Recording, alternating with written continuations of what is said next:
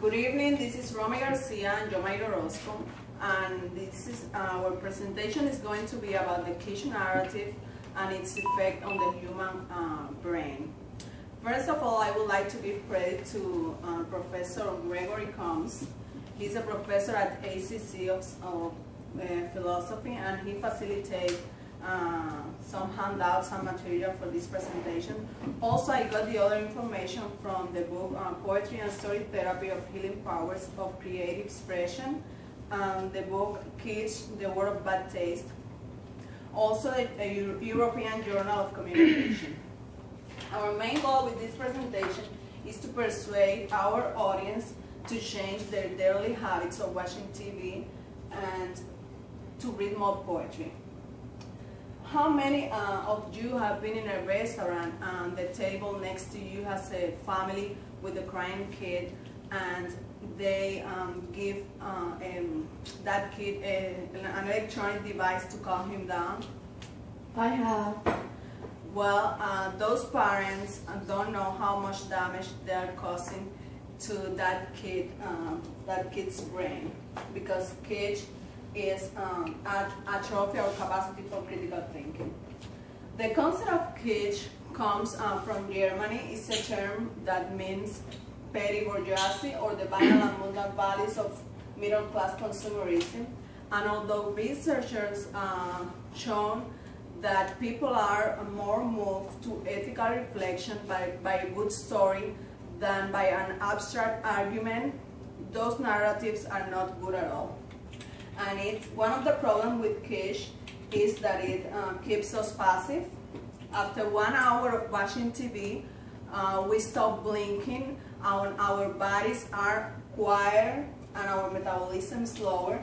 So when we stop blinking, we stop sending signal to our prefrontal cortex, which is the one that evaluates situations.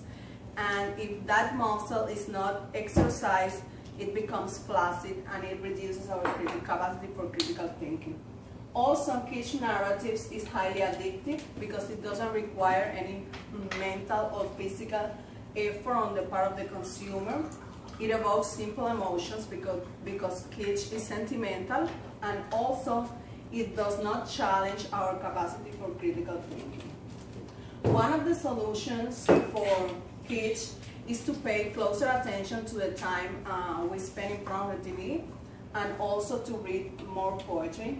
And I bet you are also wondering why is poetry so important to our lives. Any of you read poetry? You don't like poetry? No? Well, poetry helps us cope with reality, and it's a learning tool that engages thinking.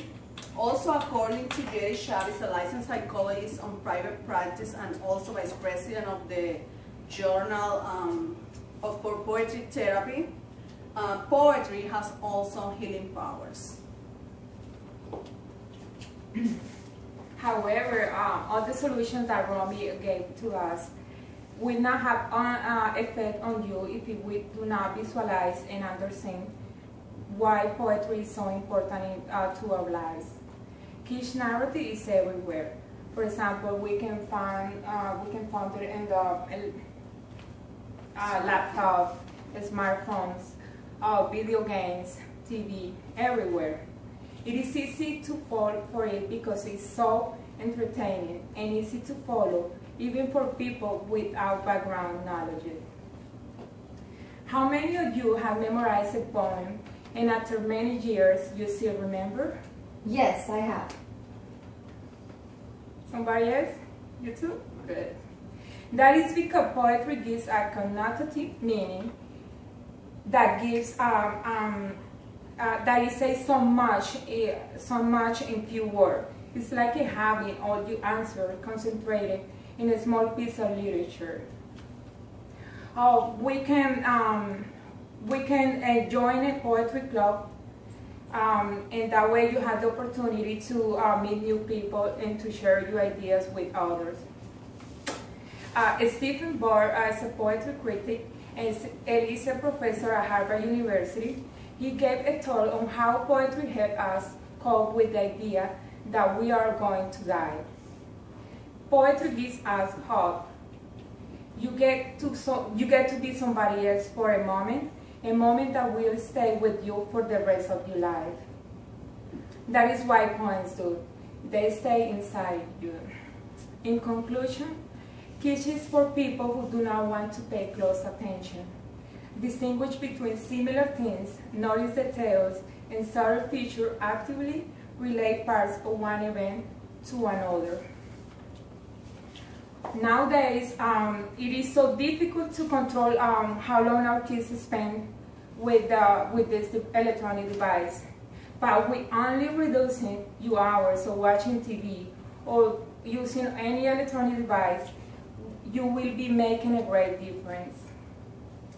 I would like to suggest the audience to check out the Hulu Super Bowl commercial on YouTube, so that way you can get an idea of what happens to your brain when you are excessively exposed to kitsch narrative. Another opportunity for you guys is to fuel your brain by joining a poetry club. How many of you would like to go to a poetry club? I do. How about you? No? Yeah. No. So I'm going to give you a website, that way you can go there and check the days that you can go and enjoy with other people.